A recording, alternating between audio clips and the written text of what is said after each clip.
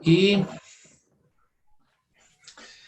listo, vamos a empezar con, así ya lo hayan visto,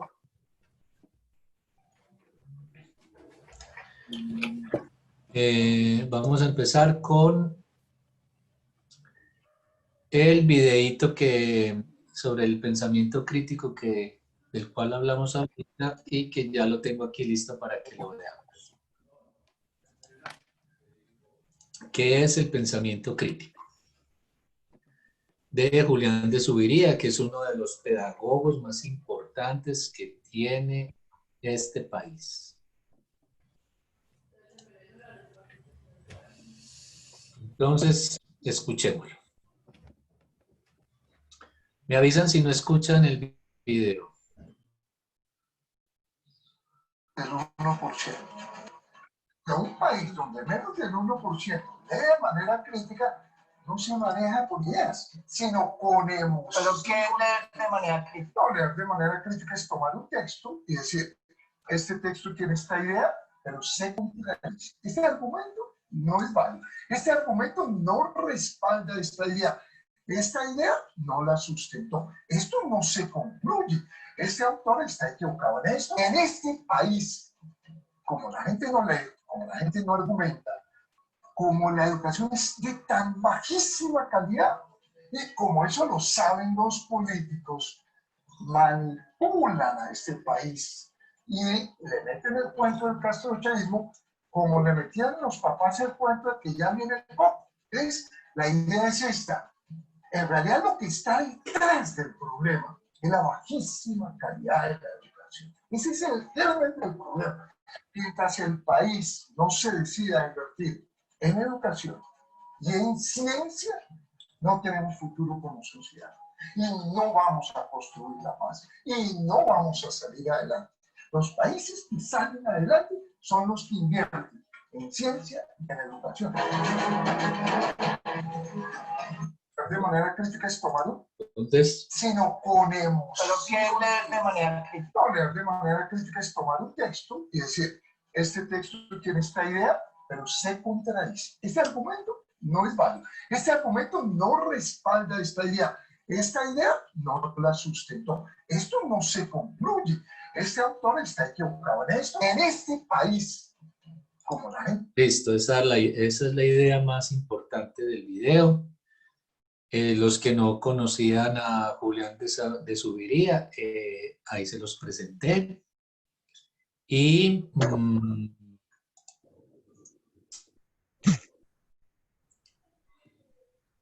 él tiene una página en Facebook. Entonces buscan ustedes Julián de Zuviría y van a encontrar mucha información muy valiosa del pedagogo más importante que tiene Colombia. Él participa en foros, participa en encuentros por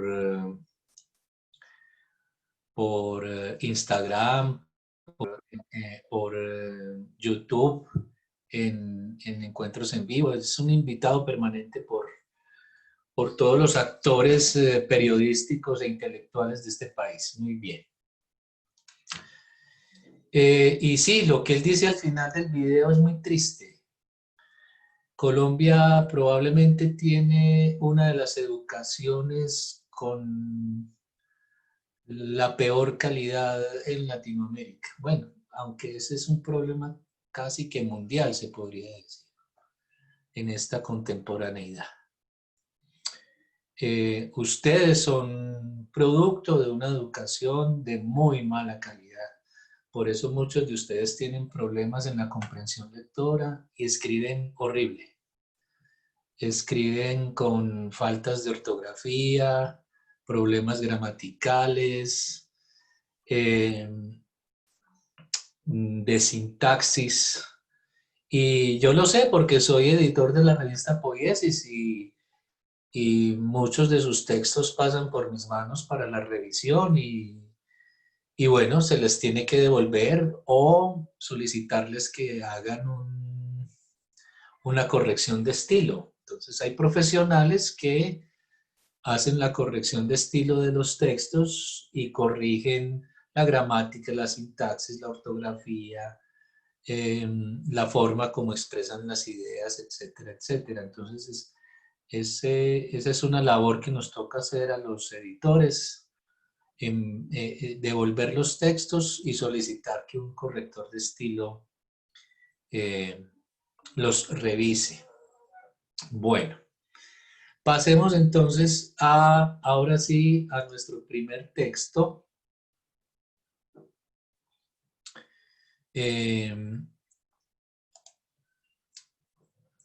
Contribución a la historia del movimiento psicoanalítico. Vamos a hacer un ejercicio que se denomina comentario de texto, lectura de algunos párrafos del texto y los voy a ir comentando. Ya saben, si tienen preguntas para hacer, me interrumpen. No dejen de hacer sus preguntas. Yo sé que muchos no alcanzaron a leer el texto. Solo es el primer capítulo de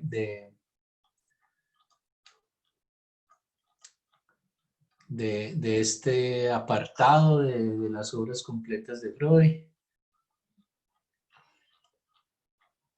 Y yo tengo aquí algunos subrayados que nos van a permitir ir introduciendo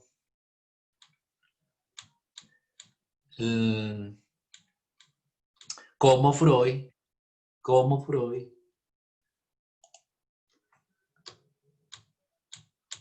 descubre, desarrolla y encuentra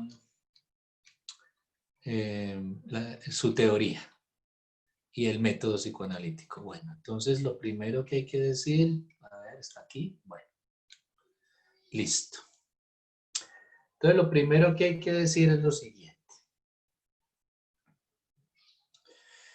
El psicoanálisis, Freud logra desarrollar su teoría psicoanalítica porque deja de trabajar con la hipnosis, que es lo que aquí mencionan como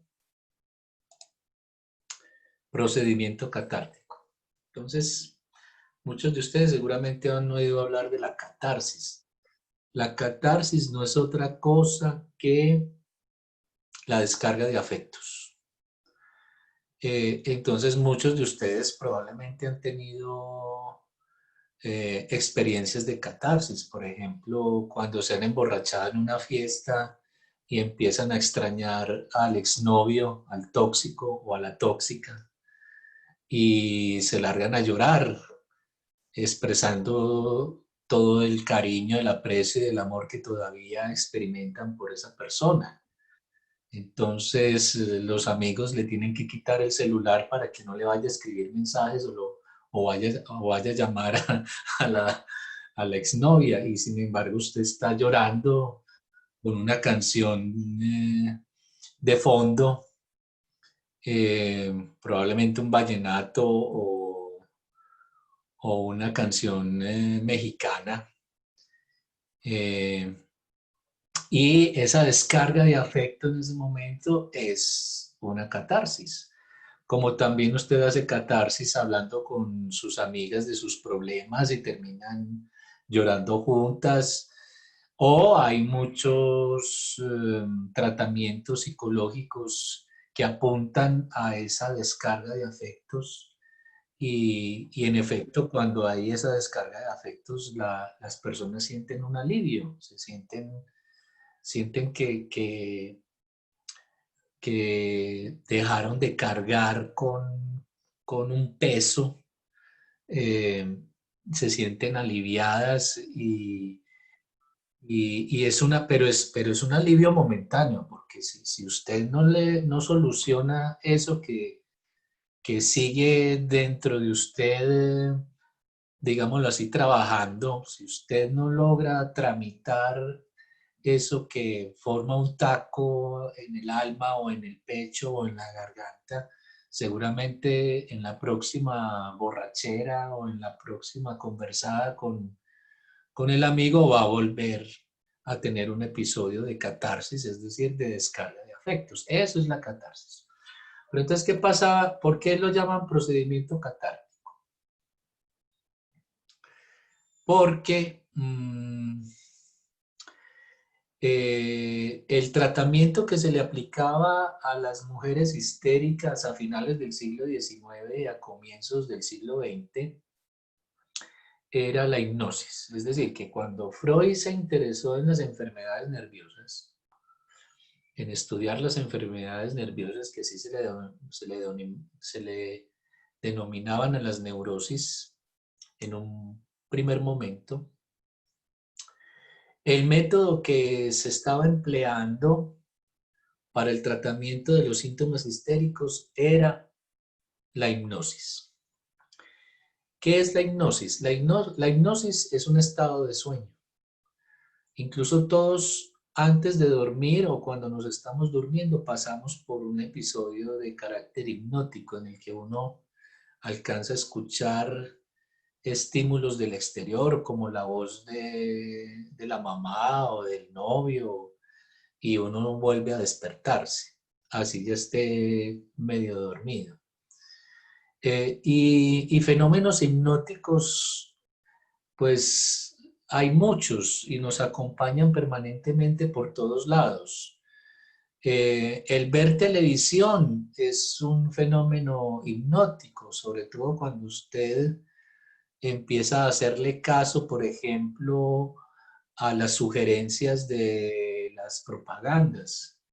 Cuando usted en el supermercado compra Fabuloso, porque en la propaganda de Fabuloso sale una niña bailando lo más de rico, como si trapear fuese un asunto alegre, como si trapear fuese la cosa más feliz del mundo. Entonces, usted termina comprando ese blanqueador para trapear porque la propaganda le ha sugerido a usted que va a ser feliz mientras trapea. Pero todos sabemos que trapear es de las cosas más, más malucas que hay en esta vida. Sobre todo porque también trapeando uno se da cuenta de que ha barrido mal. Entonces es un asunto bastante engorroso. Entonces las propagandas de televisión todas son engañosas, pero si uno les cree y termina comprando lo que nos venden, ese es un fenómeno sugestivo. Es decir, se trata de una hipnosis. Porque la sugestión es lo que opera en la hipnosis. Entonces Freud descubre que la hipnosis no es más que sugestión. Lo que pasa es que en una sesión de hipnosis usted se duerme para los estímulos del mundo exterior, menos para la voz de la persona que te está hipnotizando.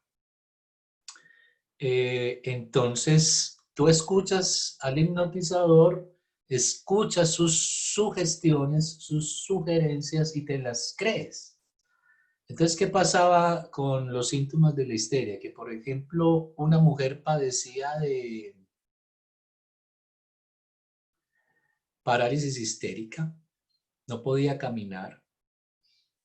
Y bajo hipnosis, el hipnotizador le decía que cuando despertara y escuchara el chasquido de los dedos para despertar, era que ella ya podía empezar a caminar. Y en efecto, la despertaban a la persona que estaba hipnotizada y empezaba a caminar otra vez.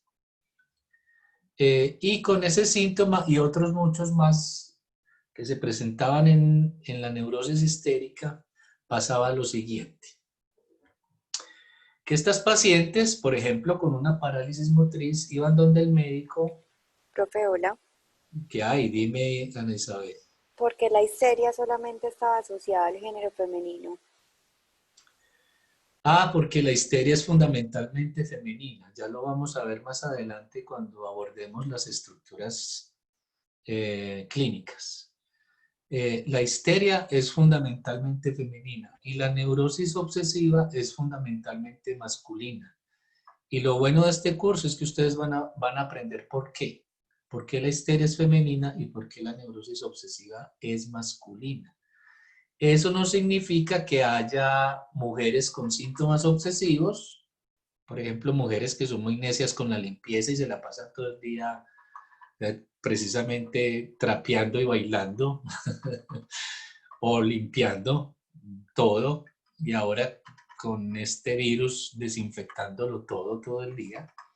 Ese es un síntoma obsesivo. Y hay mujeres con un carácter también obsesivo, que son muy rigurosas, muy cuadriculadas, muy eh, apegadas al deber, muy eh, moralistas también. Entonces tienen un carácter obsesivo muchas mujeres, pero es la estructura fundamental de la mujer, la estructura clínica es la histeria. Y hay hombres que son histéricos, es decir, que se comportan como mujeres. Todos nuestros, para darles un ejemplo, todos nuestros amigos homosexuales, afeminados, son histéricos, tienen una estructura histérica. Es más, ese fue uno de los primeros descubrimientos que hizo Freud. La histeria, a finales del siglo XIX se le diagnosticaba a las mujeres y se creía que era un problema solo de las mujeres. E incluso el nombre de histeria viene de hístero, que significa útero. Y uno de los primeros descubrimientos que hace Freud es que había hombres histéricos. Había hombres que padecían de síntomas histéricos y no tenían útero. Y eso revolucionó el diagnóstico de la histeria en su momento, porque habían médicos que no podían creer que hubiese hombres histéricos, y fue uno de los primeros descubrimientos que hace Freud. Bueno, entonces, les estaba diciendo que las mujeres que padecían diferentes síntomas en esta época, estamos a finales del siglo XIX, padecían, por ejemplo, de parálisis histérica, cegueras histéricas, o sea, mujeres que, por ejemplo, se quedaban ciegas un lunes y volvían a ver el viernes. O también anestesias en el cuerpo, convulsiones, diferentes tipos de dolores en el cuerpo. Hoy están muy de moda los diagnósticos de fibromialgia, que son dolores que experimentan los sujetos y los médicos no logran encontrar la causa, no saben a qué responde una fibromialgia, y eso se parece mucho a lo que sucedía a finales del siglo XIX. También habían histéricas a las que se le iba la voz, pero la voz regresaba pasado unos días. Entonces, todos estos síntomas eran llevados donde los médicos, y los médicos no encontraban una causa orgánica, no encontraban una causa fisiológica. Por ejemplo, una parálisis histérica. La mujer no podía caminar y el médico revisaba y la mujer no tenía ninguna lesión en su columna. Entonces no se explicaba por qué estaba paralizada. Todos sabemos que si nosotros tenemos una lesión a nivel de la columna vertebral, entonces vamos a estar paralíticos. Y además pasaba algo muy curioso con las histéricas, y es que se les paralizaban las piernas, por ejemplo, pero sentían cosquillas o dolor en los dedos de los pies. Y eso médicamente es imposible, porque si usted tiene una lesión real en su columna, usted no va a sentir nada de la cintura para abajo. Y si la lesión está en el cuello, usted no es paralítico, sino parapléjico. Y no va a sentir nada del cuello hacia abajo. Entonces los médicos quedaban rascándose la cabeza, ¿sí? Así ya, se rascaban la cabeza porque no lograban dar con la causa orgánica o fisiológica de los síntomas que padecían las histéricas. Y por esa razón las empezaron a llamar simuladoras. Y por supuesto las remitían donde el loquero, es decir, donde el psiquiatra. Porque no lograban dar con una causalidad orgánica. Que esa es la función del médico, encontrar la causa física u orgánica de las enfermedades.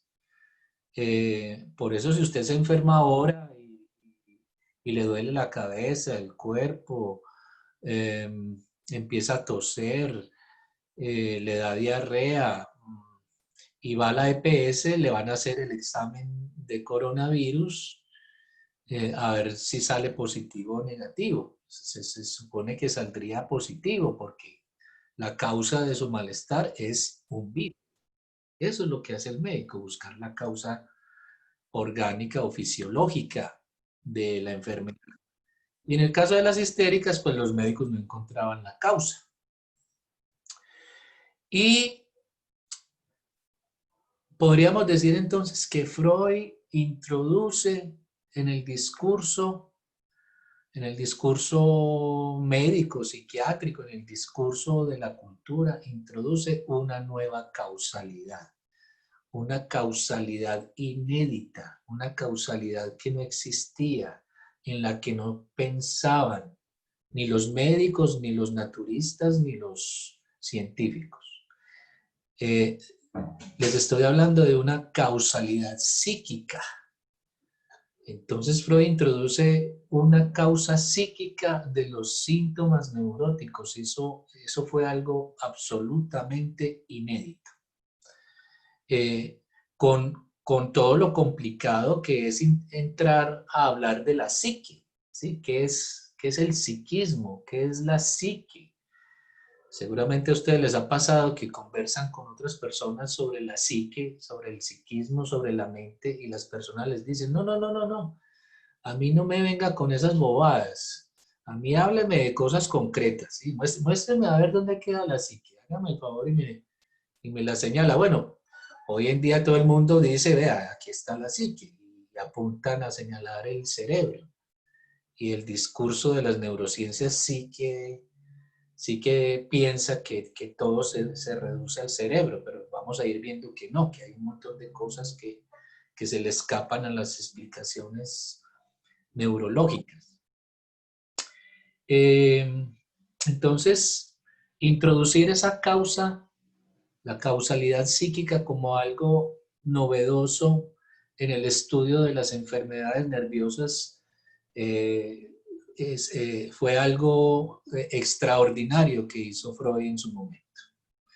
Entonces, Freud empieza a utilizar la hipnosis para el tratamiento de sus pacientes histéricas, de sus síntomas. Pero lo que le permitió a Freud la hipnosis fue descubrir que los pacientes bajo hipnosis, cuando se les preguntaba sobre el momento en el que empezaron a experimentar los síntomas, traían a la memoria un recuerdo de carácter traumático, es decir, doloroso para la persona, que había sucedido en el pasado. Entonces ya lo vamos a ir viendo.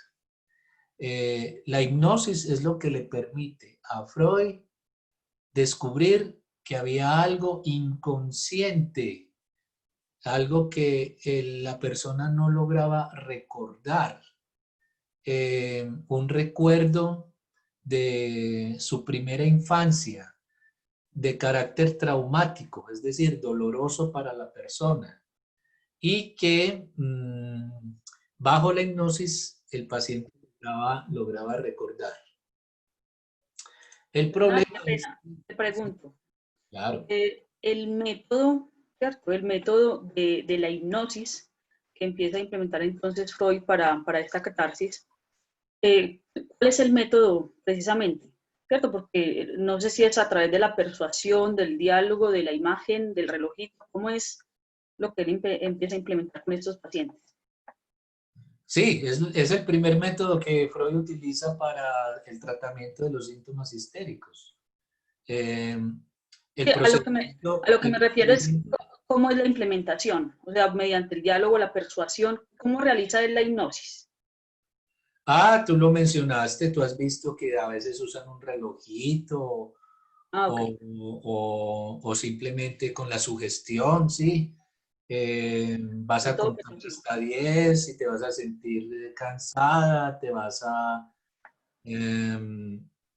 vas a ir sintiendo sueño, entonces así la persona entraba en estado hipnótico. Así como tú entras en un estado hipnótico cuando te enamoras.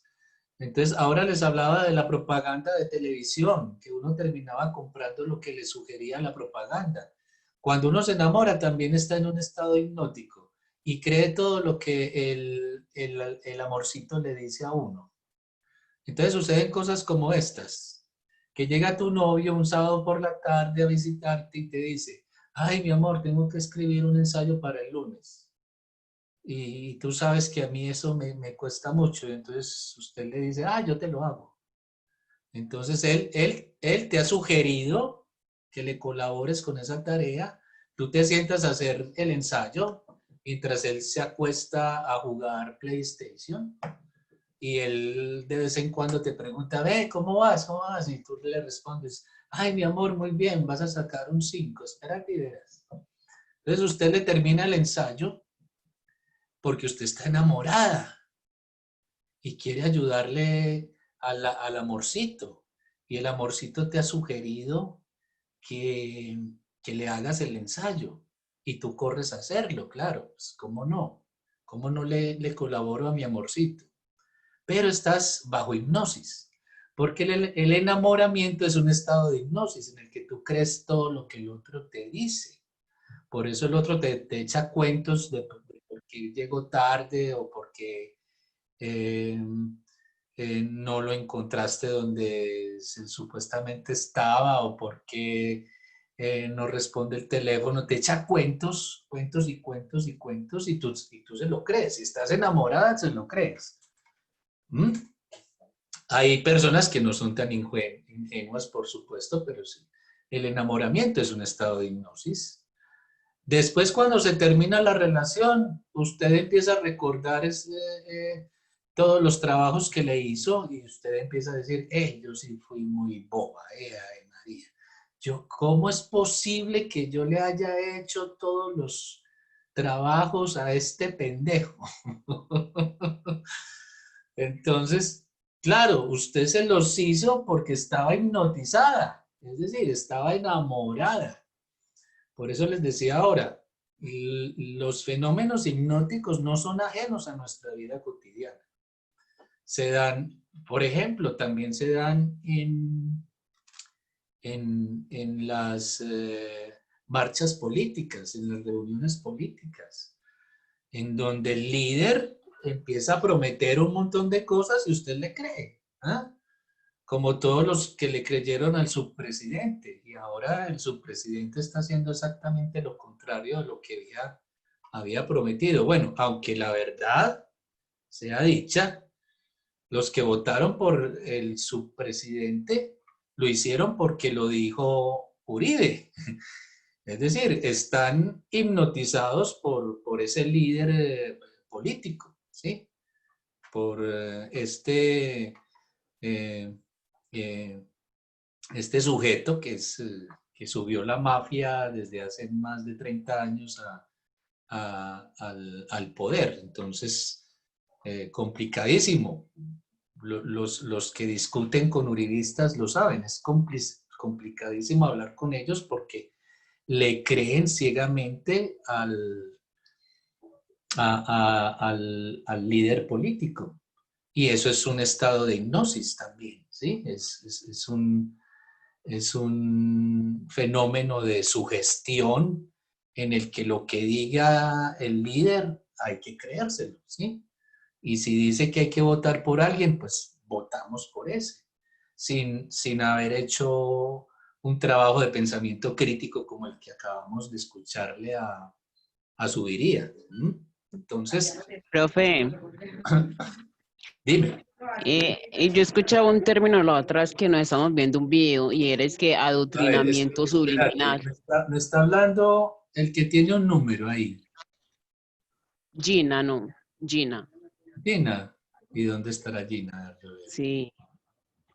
Y tienes la cámara prendida. Ah, ya te vi. No, es que tengo problemas de conexión.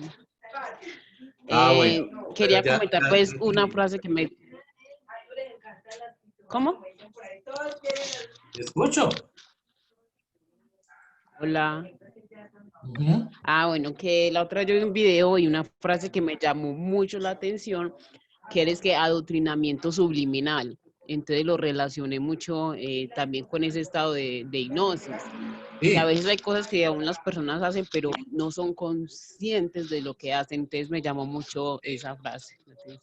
sí, es eso. El adoctrinamiento subliminal es la hipnosis, claro. Es lo mismo.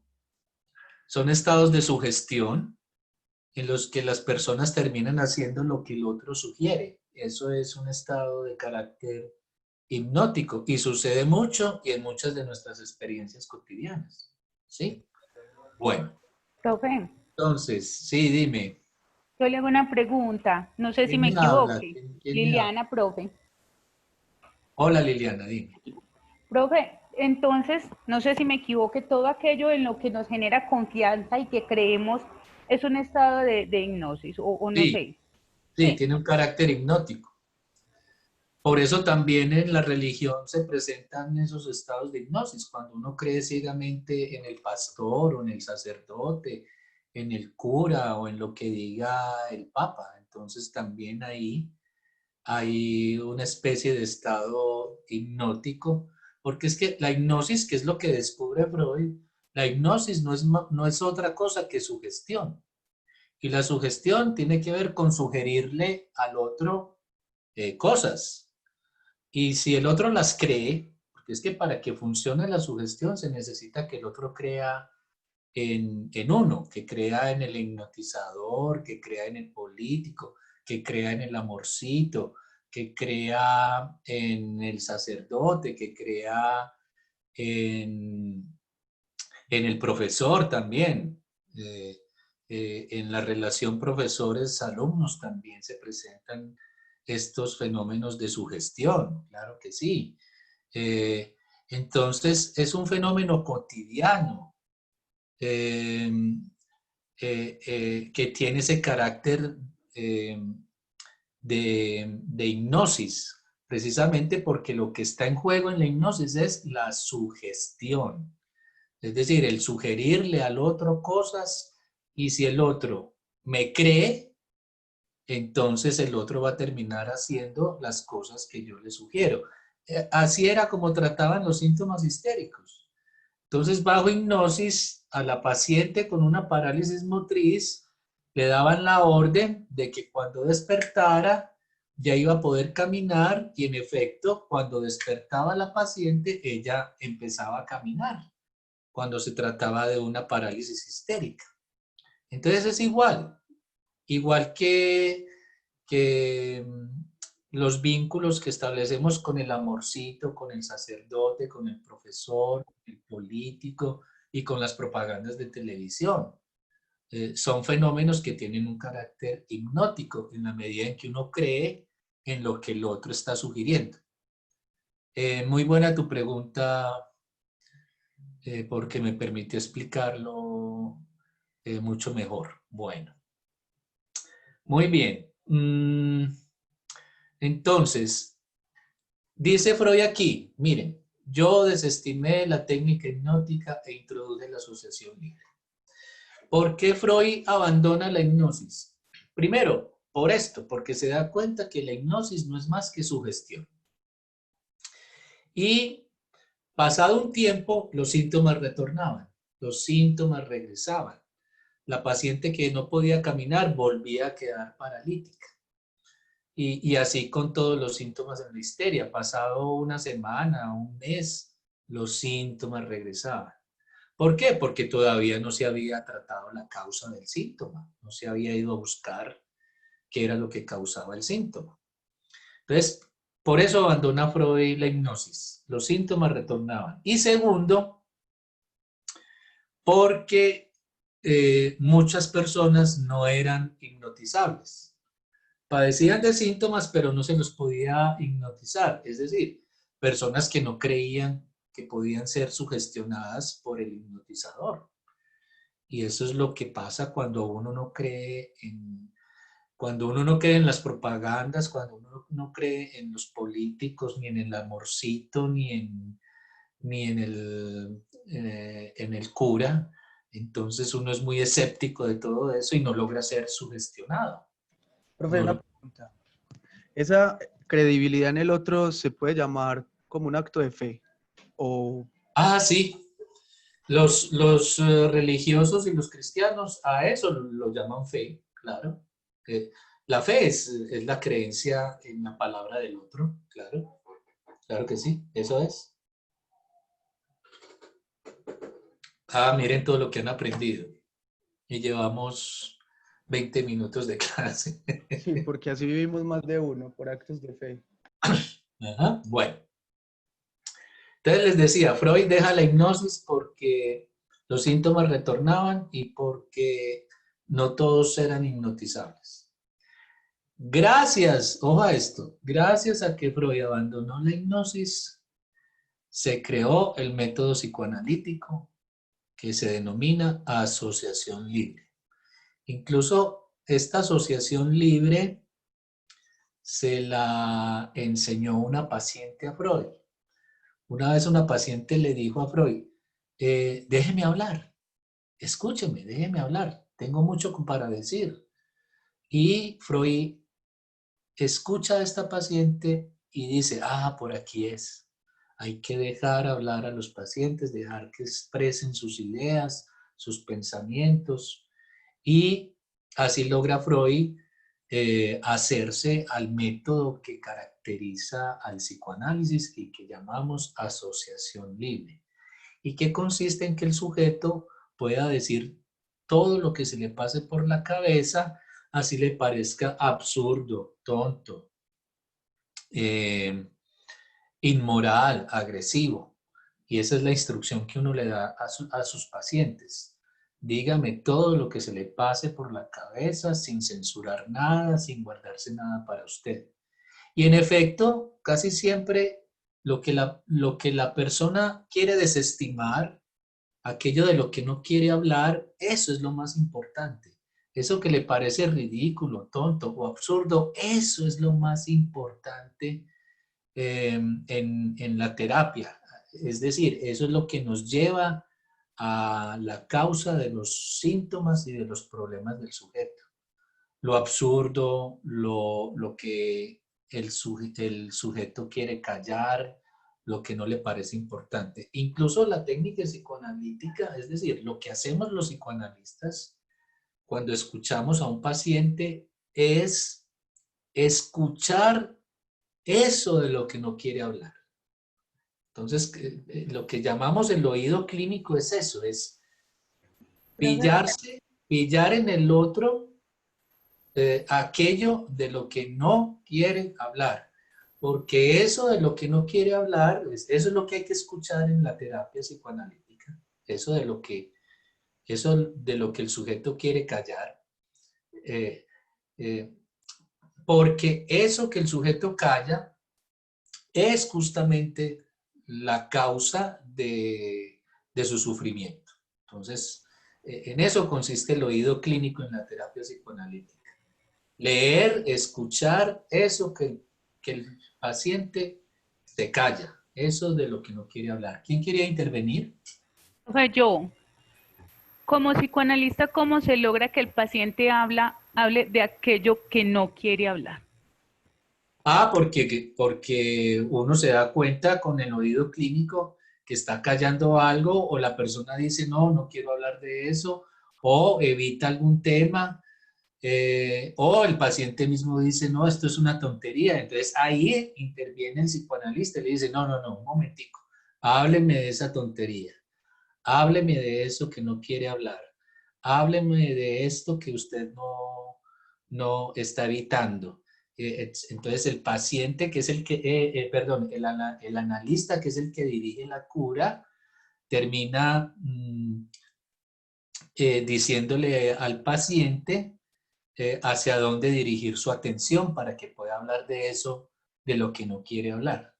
Entonces es un asunto que además hay que ir aprendiendo con la experiencia, escuchando a los pacientes, y poco a poco uno se va dando cuenta de que hay cosas que en efecto las personas callan, pero ese es el camino hacia donde hay que dirigir la atención de los pacientes.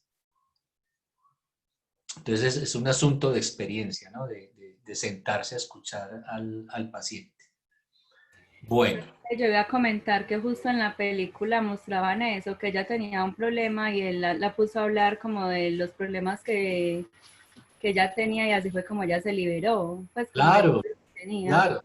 En la película, en el tratamiento que hace Jung de Sabina, Jung hace una muy buena dirección de la cura, diciéndole a ella que hable de eso, de lo que no quiere hablar. Precisamente, en la película se ve claramente.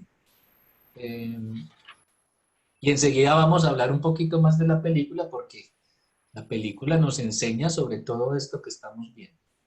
Profe, perdón, pero me surge una pregunta con ese tema, y es que también en la película, cuando él se involucra sentimentalmente con la paciente, lee como un fragmento que Freud en algún momento escribió, donde dice que, pues, como que recuerda que el paciente nunca se va a curar. No es la traducción literal, pero dice algo así como que los pacientes no tienen cura, o sea, como que la enfermedad no va a desaparecer. Sí. El psicoanálisis sabe que hay síntomas que se curan, hay síntomas que tienen cura, pero también sabe que hay otros síntomas que no tienen cura. Eso lo vamos a ver con un textico que tengo en el blog y se los voy a enviar al correo, precisamente, que tiene que ver con lo que cura un psicoanálisis. ¿Qué cura un psicoanálisis? Incluso, y por qué no,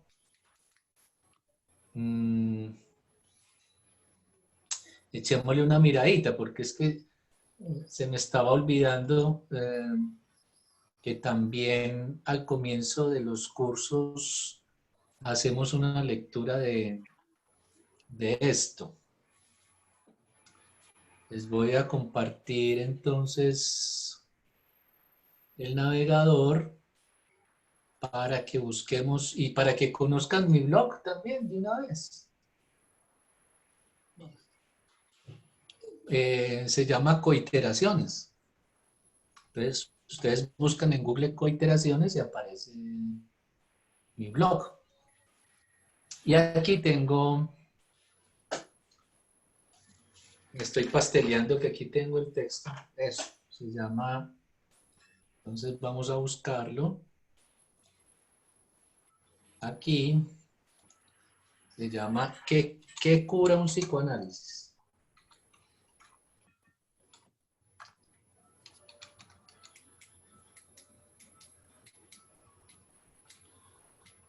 Por favor, cierren sus micrófonos si no van a hablar, que por allá se escucha una bullita.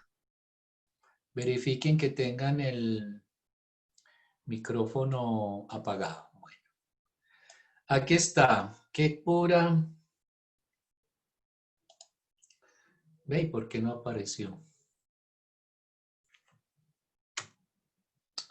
¿Qué cura un psicoanálisis?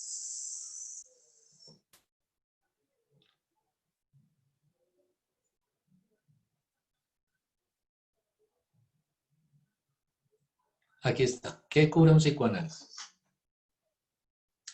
Peguémosle una leidita rapidita a este texto.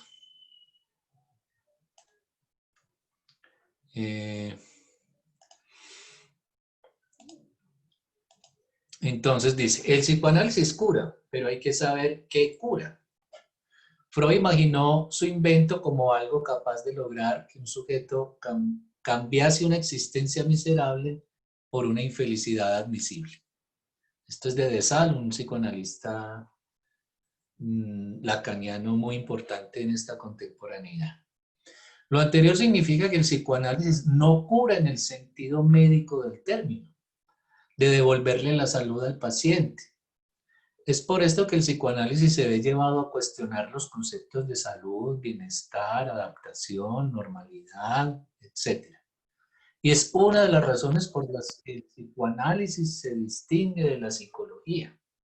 En efecto, el discurso psicoanalítico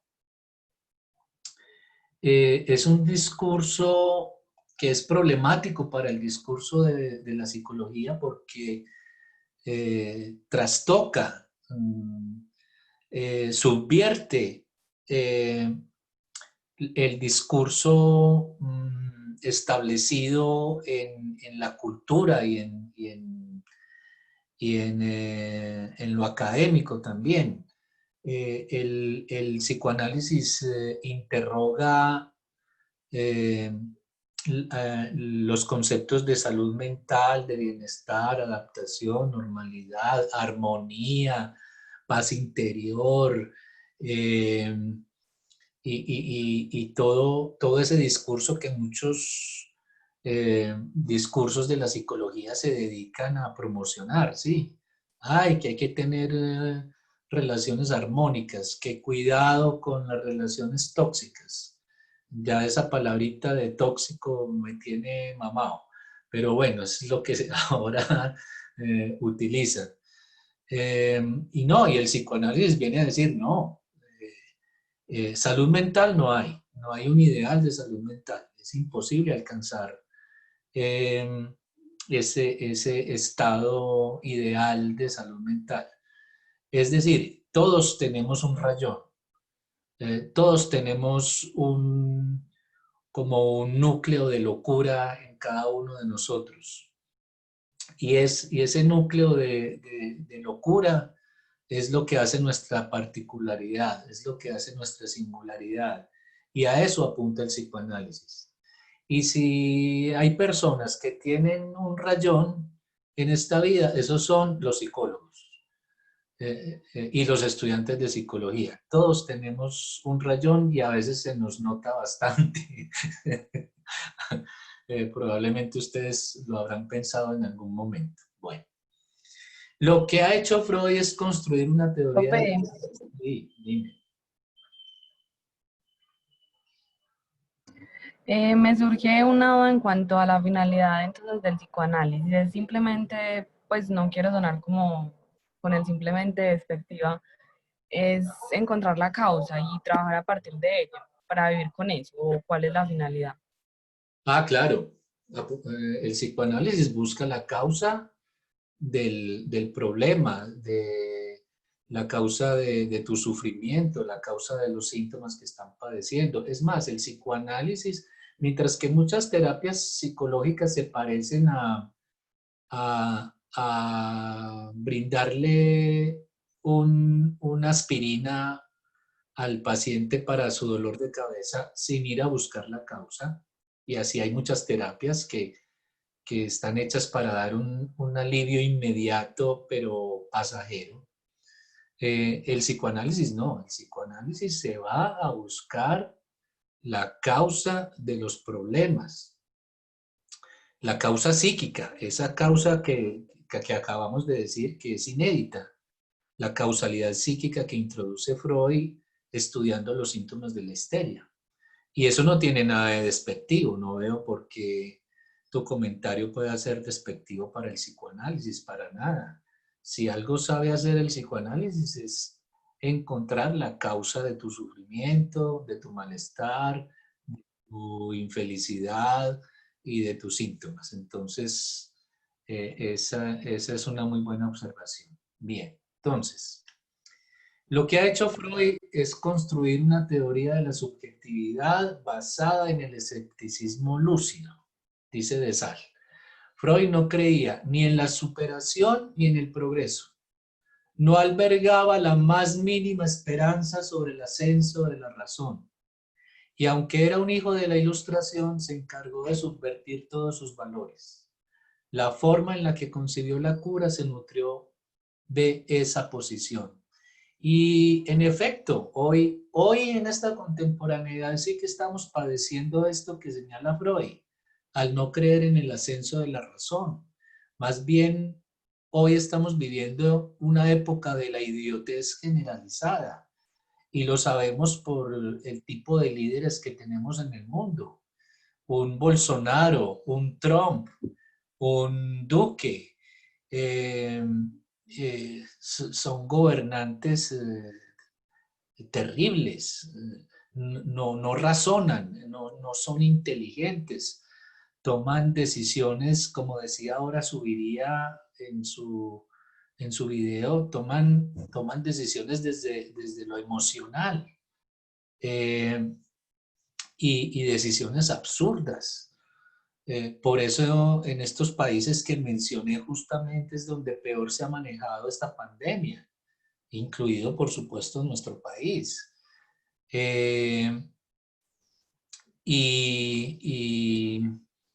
Y por eso Freud no creía tampoco en el desarrollo. Cuando uno habla de progreso, hay que tener mucho cuidado, que además es un discurso que se repite muchísimo en política, ¿sí? Queremos progresar, vamos a hacer esto para que la gente progrese, pero resulta que el progreso tiene que ver también con la explotación de los recursos naturales y en la medida en que hemos estado progresando en este mundo también lo hemos ido destruyendo. Por eso en este Profe, momento, sí. perdón, pero eso tampoco es un poquito limitante al sujeto, pues tampoco reduce ya como las condiciones del ser humano a un solo camino. No entiendo lo que quieres decir. Pues porque tú me dices que para Freud no había como una cura, pues no había un tratamiento, ¿cierto? Pues sí, recuerdo el comentario de la compañera que digamos, el bienestar radica en la aceptación del problema. Pero entonces cuando lo escucho hablar y como con estas concepciones, mi pregunta es que si no se está limitando mucho precisamente a lo que, no sé, el humanismo plantea que es la autorrealización del ser. O sea, ir más allá de esas posibilidades o circunstancias que uno ya tiene o que se le dan. El psicoanálisis es contrario en sus ideas a las ideas del humanismo. El psicoanálisis no cree en la autorrealización del ser. Si autorrealizarse es llegar a ser profesional y ser exitoso en la vida, pues muy bien y muy bueno para esa persona, pero eso tiene sus costos también y tiene sus costos psíquicos. Y a muchas personas les pesa ser exitosos en la vida. Y por eso cuando fracasan o cuando algo les sale mal, tienen enormes problemas a nivel psicológico. Incluso son llevados hasta el suicidio o una depresión profunda, porque siempre están esperando el éxito o todas esas personas que se levantan todos los días pensando que hoy van a ser mejores seres humanos. No, eso es una mentirita que todos nos echamos. Nadie es mejor ser humano cada día que se levanta. Más bien somos seres horribles, terribles. En esta pandemia sí que lo hemos sabido. Toda la violencia intrafamiliar que se ha manifestado. Perdón, profe. La forma como nos comportamos con relación al cuidado que deberíamos tener cuando salimos a la calle. La misma destrucción del medio ambiente del que les estaba hablando hace un momento. Es decir, somos la peor especie que habita este planeta. Eso no significa que haya personas maravillosas, con grandes logros, que han cambiado el mundo, que son racionales, hacen desarrollos científicos importantes. Claro que también los hay, pero en el fondo somos seres terribles. Lo acabo de decir, la peor especie que habita este planeta, a tal punto que lo estamos destruyendo. Ya nos dijeron los científicos que en 30 años, si seguimos con la explotación de los recursos naturales, esto se va a acabar, esto va a explotar, ¿no?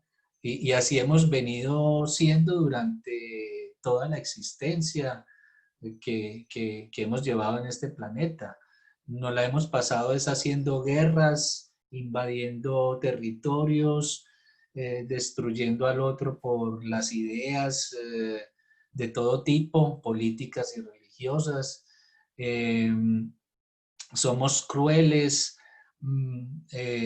esclavizamos al otro, lo maltratamos, somos muy agresivos y esa agresividad no responde a ningún instinto como en los animales. En fin, te podría dar 1000 razones para señalar exactamente todo lo contrario a lo que nos invita el discurso humanista.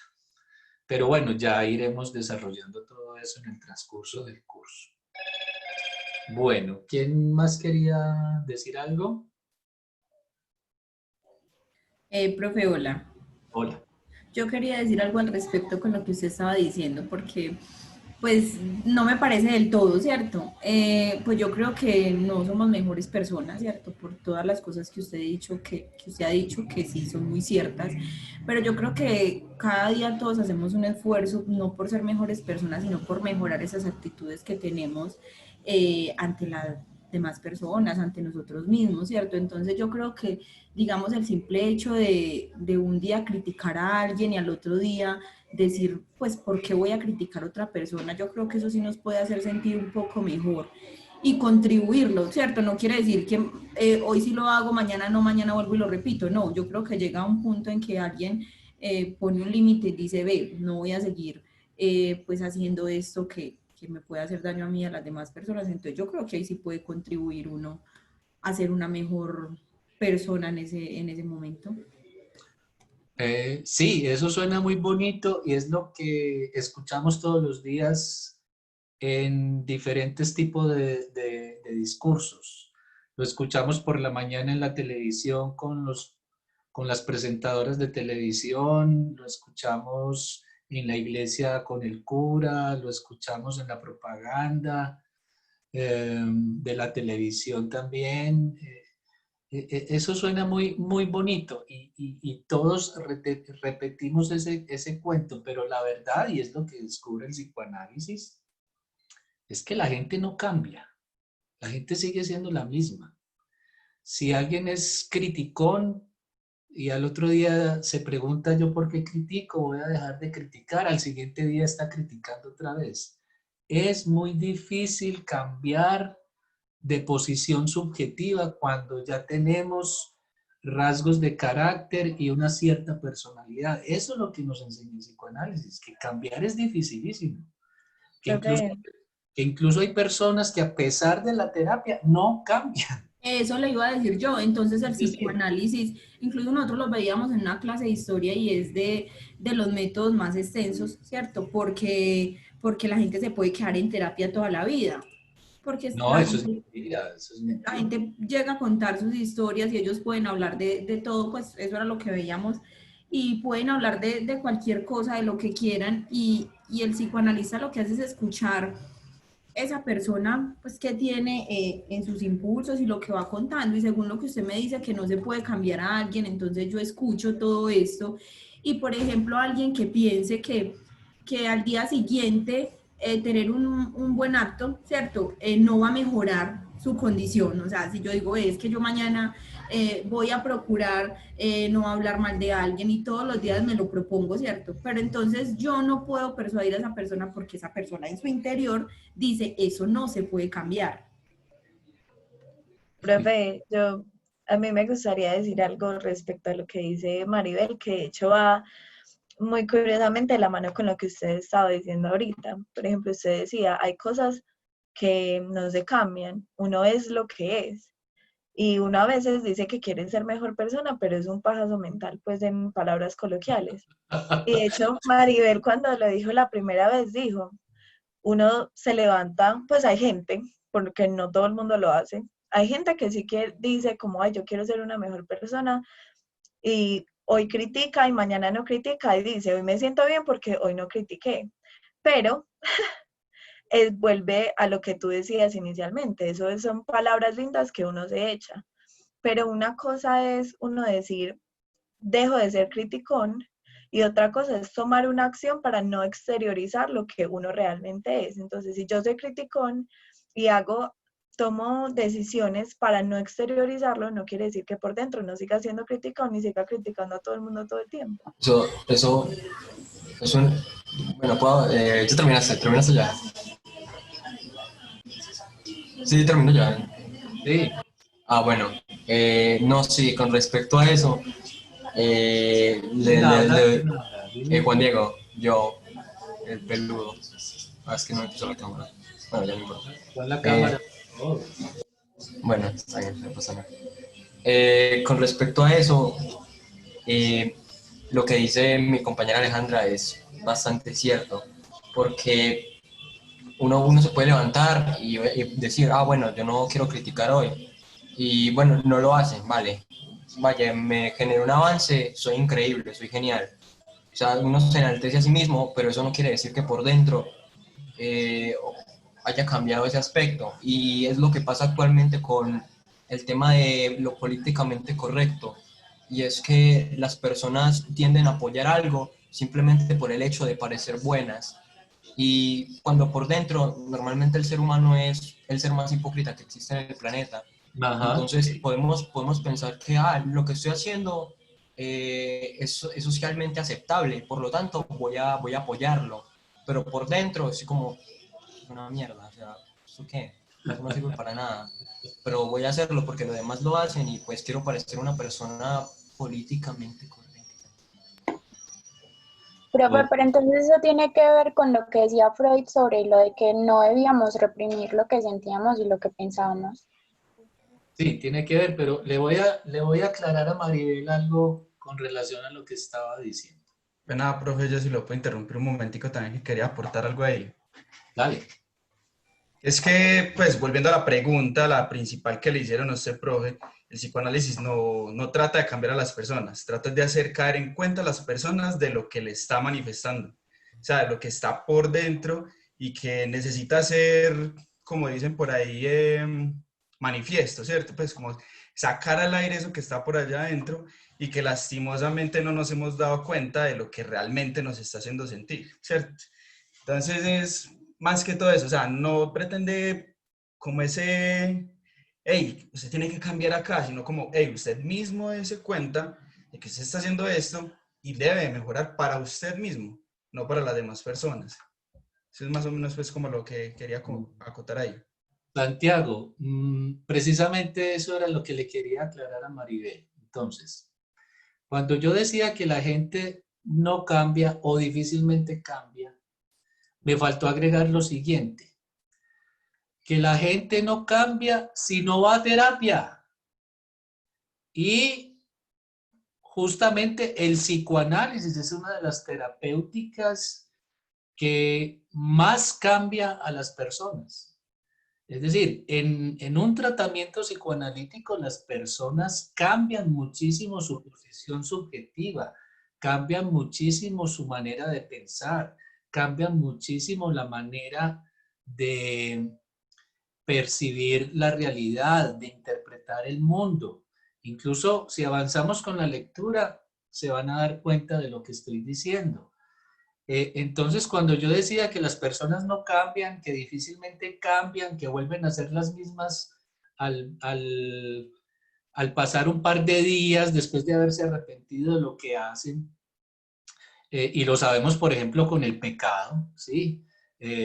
Las personas que van a confesarse siempre se confiesan de los mismos pecados. Eso sí, A menos, entonces repito, a menos que vaya a terapia. Y si va a psicoanálisis, si va a hacerse un psicoanálisis, esa terapia sí que lo va a cambiar.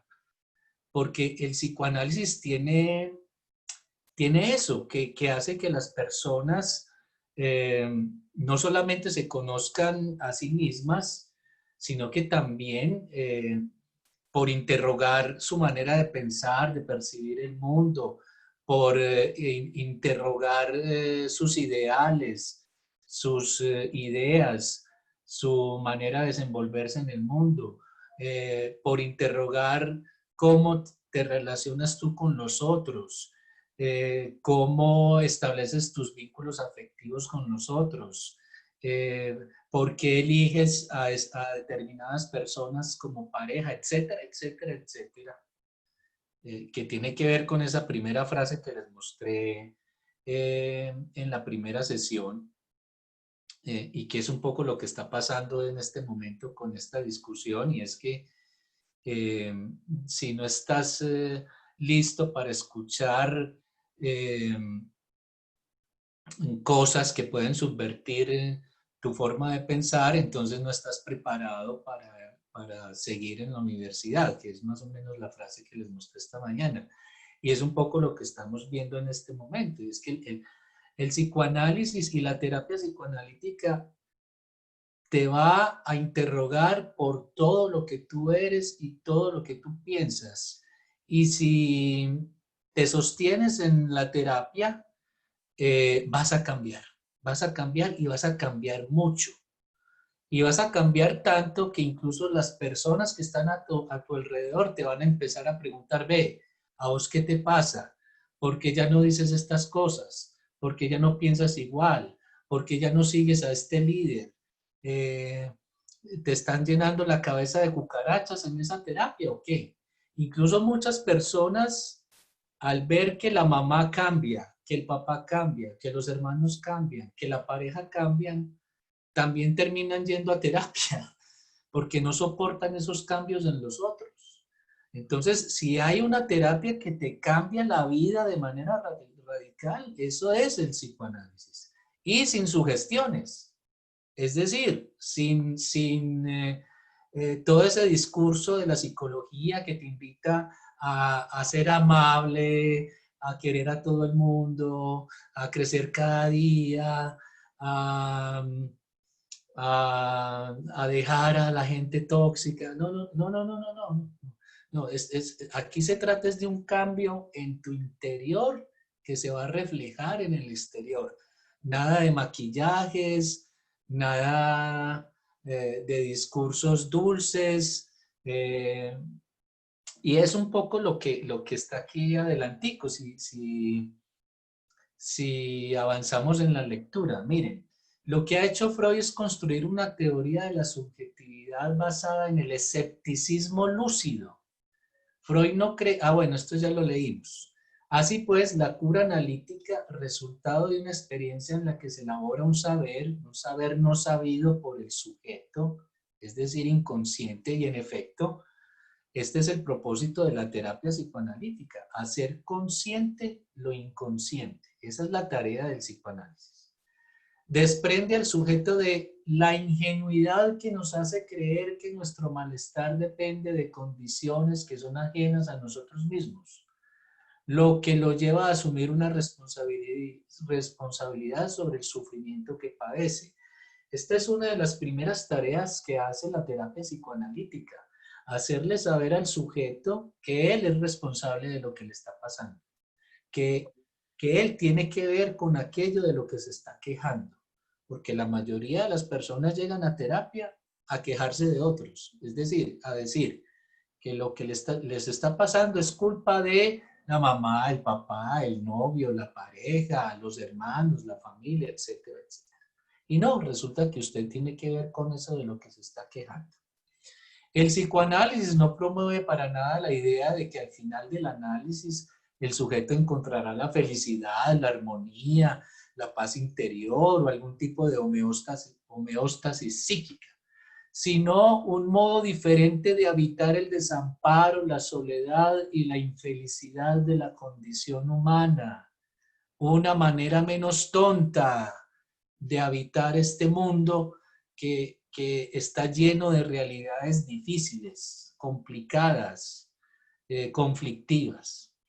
Esto no riñe con el hecho de que un psicoanálisis aporta efectos terapéuticos, claro, que se traducen en un alivio sustancial a muchos de los síntomas que traban la vida de una persona. Como jamás alcanzaremos un equilibrio, el conflicto psíquico es inevitable, esto supone que la disolución de eso que hace a un sujeto algo único e irrepetible es imposible. Y como les decía ahora, a eso apunta el psicoanálisis, a buscar eso que te hace único e irrepetible, una singularidad, una particularidad, ese pequeño rayón que todos llevamos por dentro. Tampoco se trata de que la cura analítica sea una experiencia nihilista, al contrario, se trata de una experiencia que despoja al sujeto de sus falsas ilusiones, de los espejismos de los ideales, que prepara al sujeto para una nueva forma de apertura al mundo, un poco más advertido de que existe algo que se llama lo real, lo que no se anuncia, ni se previene, ni se pronostica. Eso que el psicoanálisis llama lo real del goce. Más adelante explicamos qué es el goce en el psicoanálisis. Entonces, miren, creo que ya con esto termino de responderle a Yamile, fue la que intervino ahora, con relación a que el psicoanálisis, entonces, ¿para qué si no va a cambiar a las personas? No, al contrario. Si hay una terapia que cambia a las personas, eso es la terapia psicoanalítica. Bien, ¿alguien más quiere participar? Ya que entramos en este debate y me encanta porque esto sí es una clase. Para esto son las clases, para debatir. Yo tengo una duda con respecto a la frase del texto de sinónimo diferente, habitar el desamparo, la soledad y la infelicidad de la condición humana, de una manera menos tonta. Entonces, pongamos una situación hipotética. Me dejó mi cibernovia. Estoy muy triste. Ya no nos podemos dar besitos virtuales. Entonces, recurro al psicoanálisis para superar esa soledad y el desamparo que dejó su ausencia, que provocó la ausencia de mi cibernovia. Sí, ¿por qué no? Claro. Vale, solo quería saber eso. Pensé que se hablaba de otro contexto. Vale, gracias. No, claro. El psicoanálisis está hecho para resolver todos los problemas y preguntas que usted se hace sobre su existencia y sobre su ser. ¿Sí? Profe. Hola, profe. Hola, Adriana. Sí, profe, es como ¿No purgar tienes esas cámara? emociones. Adriana, ¿no tienes Sí. cámara? Sí, ya le digo. Profe, el psicoanálisis es como purgar esas emociones negativas que tenemos nosotros, o sea, es como para darnos cuenta realmente en qué estamos fallando como personas. Puede ser pues como eso, como sacar También. como todo eso negativo, como se dice, pues purgar lo negativo, emociones negativas que nos ayuden pues como a darnos cuenta realmente como personas que estamos fallando, qué podemos cambiar, ¿cierto? Sí. Pues como usted dice, eso es para cambiar, o sea, no es que uno va a cambiar de la noche a la mañana, pero sí le puede ayudar a uno como a darse cuenta.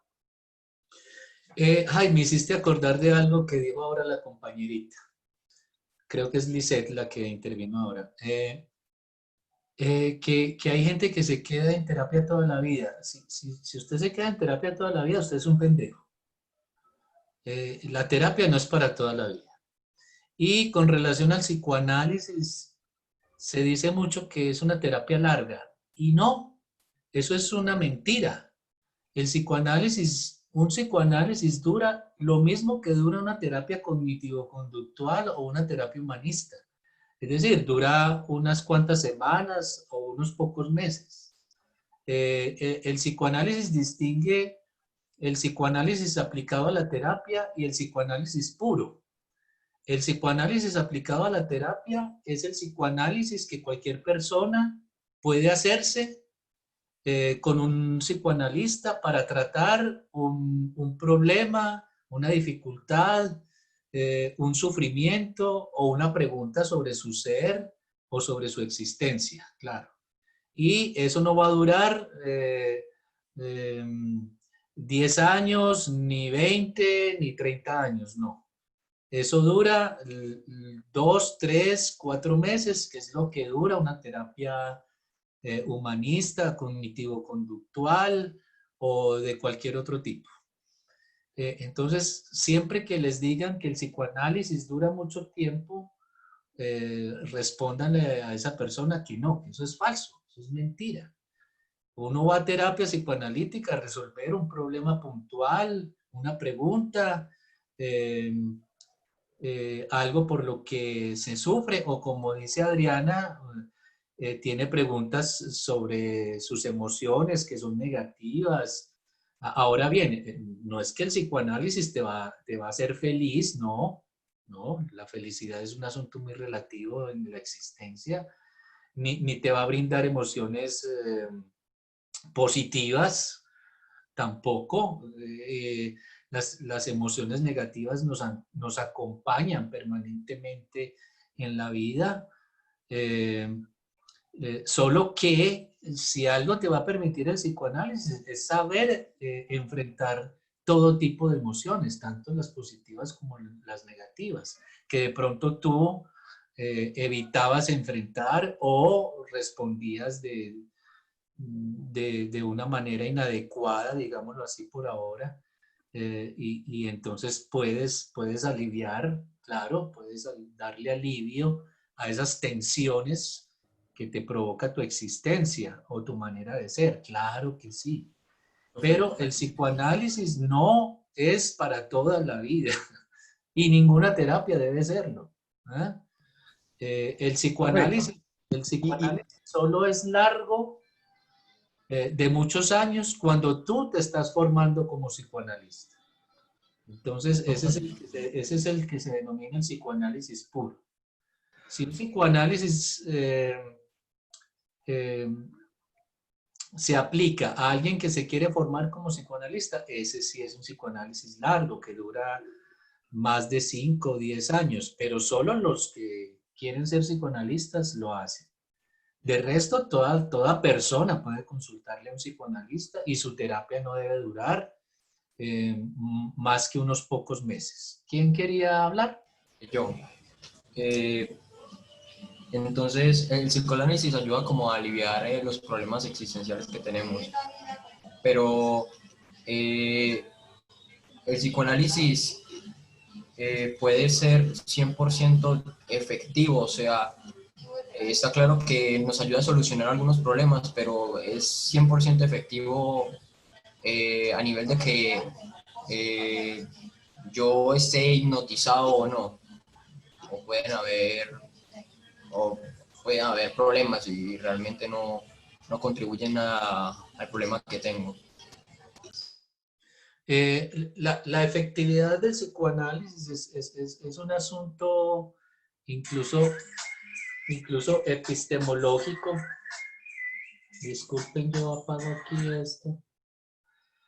Es un asunto epistemológico porque justamente el discurso de la ciencia le reclama y le demanda al psicoanálisis evidencias de su efectividad. Y resulta que la única evidencia de lo efectivo que es el psicoanálisis son los testimonios de los pacientes, cuando hablan de los cambios que han tenido al pasar por una terapia psicoanalítica. Y eso es muy distinto a las evidencias que solicita el discurso científico, ¿sí? Que deben ser evidencias testeadas, contabilizadas, que pasan por un laboratorio o por un experimento, etcétera, etcétera. Y resulta que la experiencia psicoanalítica es una experiencia subjetiva, que cada cual puede testimoniar de los éxitos o de los fracasos también, ¿por qué no?, al pasar por una terapia psicoanalítica. igual sucede con otro montón de terapias, la humanista, por ejemplo. No sé si la cognitivo-conductual, porque ahí se espera que los conductistas y los cognitivos den cuenta de su eficacia pasando por el método científico. Los neuropsicólogos, esos sí que hacen uso del método científico y escanean y hacen experimentos con el cerebro, etcétera, etcétera, lo cual está muy bien, pero el método científico, tal como está hecho, no funciona para el psicoanálisis, pero eso no significa que el psicoanálisis sea eficaz para nada. Tendrías que dedicarte a leer, Juan Diego, a leer la literatura psicoanalítica sobre los testimonios de las personas que han pasado por un análisis, que hay muchos libros y hay muchos textos, incluso contemporáneos, sobre la experiencia por la que han pasado muchas personas al pasar por un tratamiento psicoanalítico.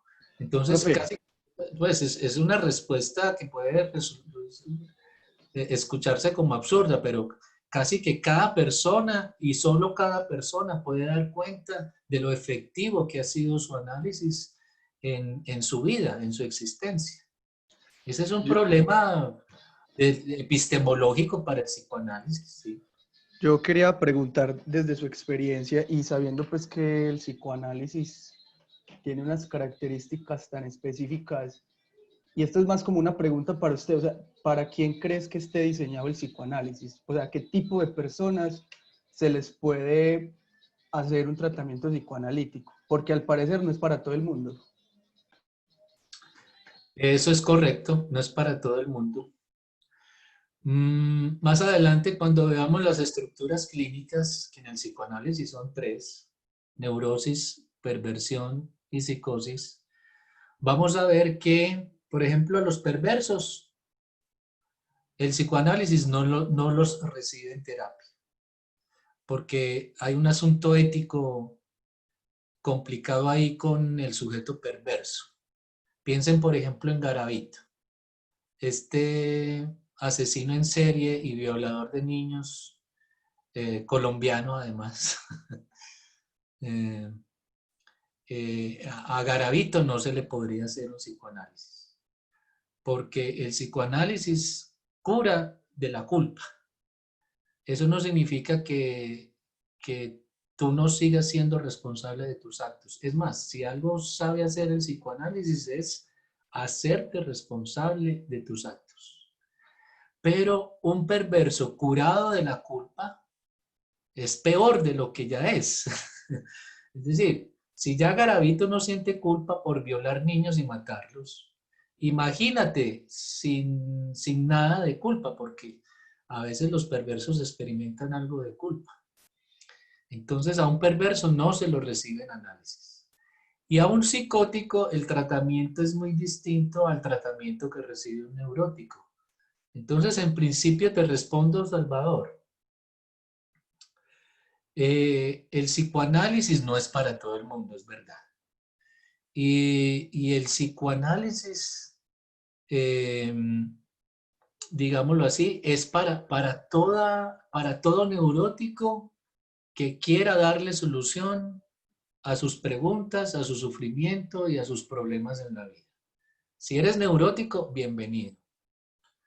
Y incluso hay dificultades con muchos neuróticos por su posición subjetiva. Entonces se dificulta el análisis, pero toda persona que quiera darle respuesta a sus problemas psicológicos, bienvenida. Solo que si en el diagnóstico de la estructura tú eres perverso, no se recibe en análisis.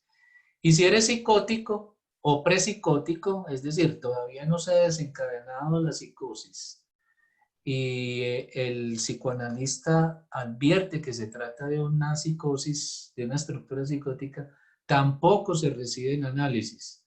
¿Por qué? Porque un psicoanálisis puede desencadenar la psicosis Y ese es un asunto muy delicado, que no sé cómo lo resolverán los humanistas y los cognitivo-conductuales. Porque tus palabras, tu intervención como terapeuta puede desencadenar una psicosis. Y eso es delicado, eso es delicadísimo. Imagínate tú llegar medio cuerdo a terapia y salir loco. Se te va a venir la familia de esa persona encima a decirle, pero si él llegó a terapia bien, ahora está delirando y está alucinando y piensa que lo vamos a matar. ¿Ah? Entonces, ese es un asunto delicado. Entonces hay que aprender a hacer el diagnóstico de la estructura para saber a quién se recibe en análisis y a quién no. Y es verdad lo que dice Salvador. El psicoanálisis no es para todo el mundo. Y me imagino que las demás terapias dirán lo mismo. La terapia no es para todo el mundo. ¿Ah? Yo no me imagino a Pablo Escobar en terapia, por ejemplo. ¿Ah? O a Uribe en terapia. ¿Usted se imagina a Uribe en terapia? ¿Ah? Hablando de la conformación de los grupos paramilitares. ¿Ah? Y de el transporte de cocaína por el Dorado a Estados Unidos. La nariz más grande de este mundo. ¿Se lo imagina? No, no es para todo. Las terapias, digámoslo, definitivamente digámoslo. La terapia psicológica no es para todo el mundo. Es más, es muy probable que ni siquiera su papá, el papá de ustedes, vaya a terapia. Porque lo primero que dicen los papás, cuando uno les dice, voy a estudiar psicología. ¿Eso para qué? ¿Eso para qué? Yo soy psicólogo. Profe, total, incluso mis papás hasta ahorita no están, sí, mis papás aún ni siquiera están de acuerdo con mi carrera. Ajá, No, claro. no. Dicen que uno se va a volver más loco que él.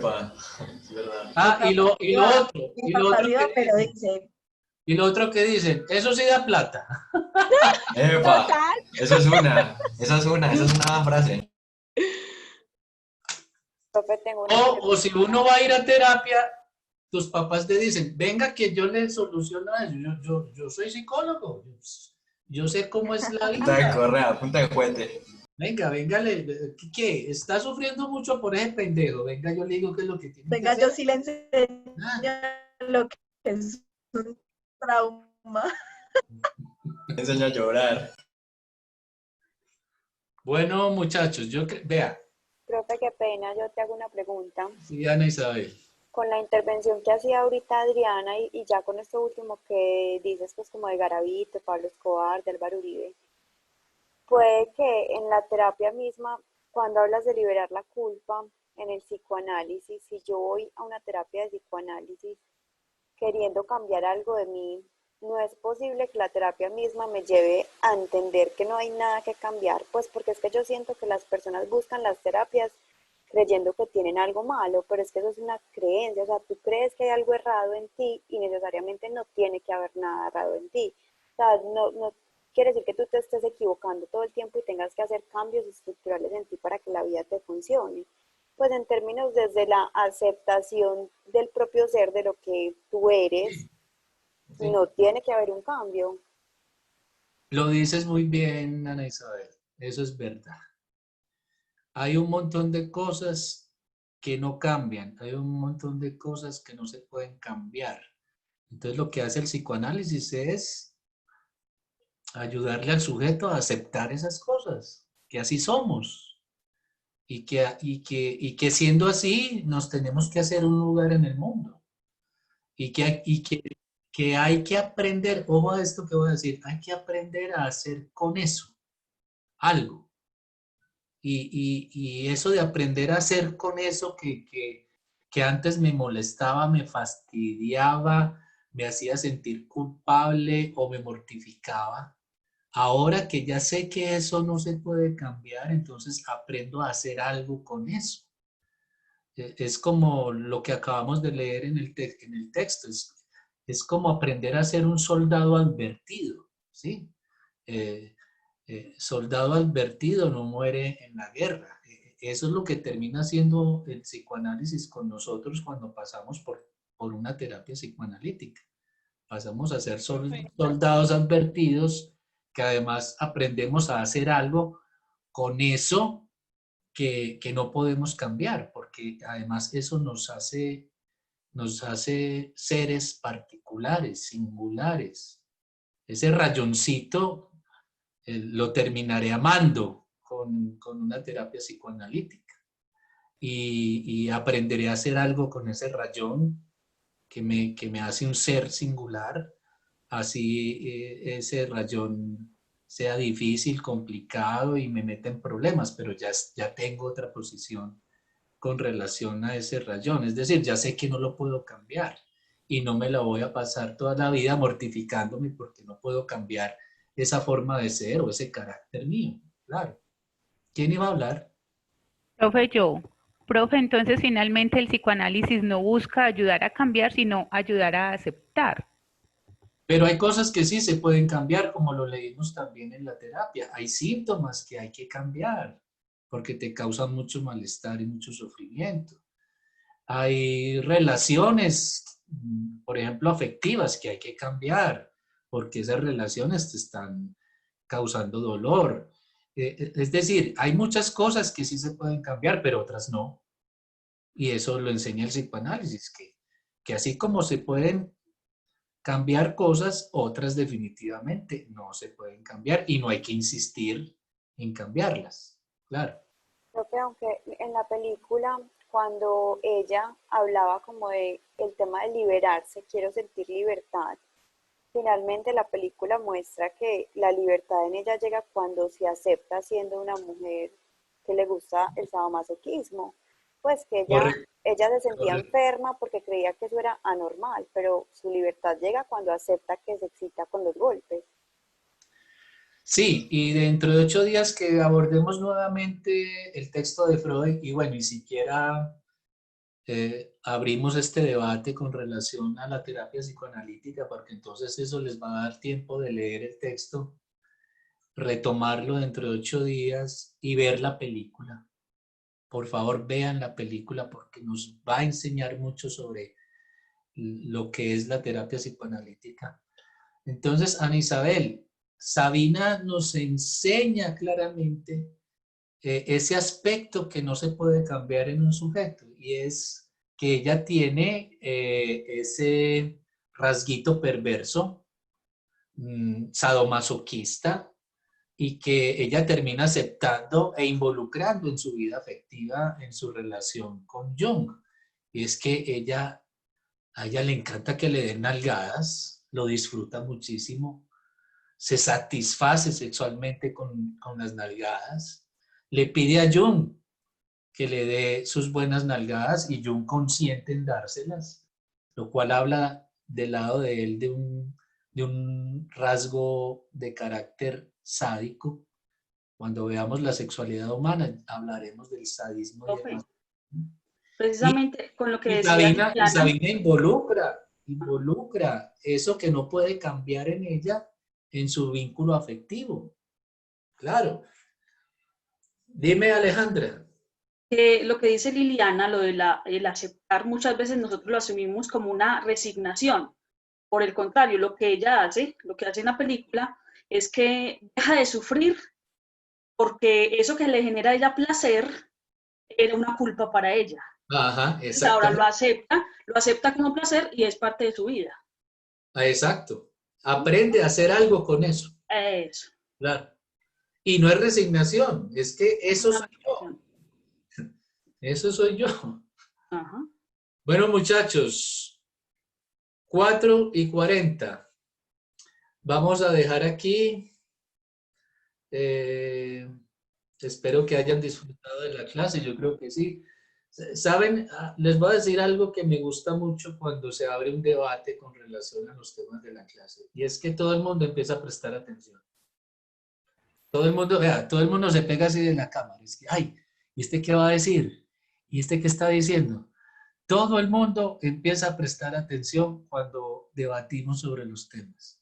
En cambio, si yo me dedico a exponer un tema o a leer un texto, empiezan a levantarse, a irse y a hacer otras cosas. Entonces, vea, hay debate y todo el mundo se pega a escucharlo. Es muy bueno, profe, porque uno aprende de otras personas, no sé, Claro. de pronto ideas de otras personas, uno aprende también, entonces es muy bueno los debates. Yo aprendo muchísimo cuando ustedes empiezan a cuestionar la teoría, a interrogarla y a debatirla. Muchachos, feliz fin de semana, se cuidan, que estén muy bien. Nos vemos dentro de 8 días y estén pendientes del correo, ¿listo? Muchas gracias. Gracias, profe. Gracias, profe. Hasta luego. Chao, muchachos.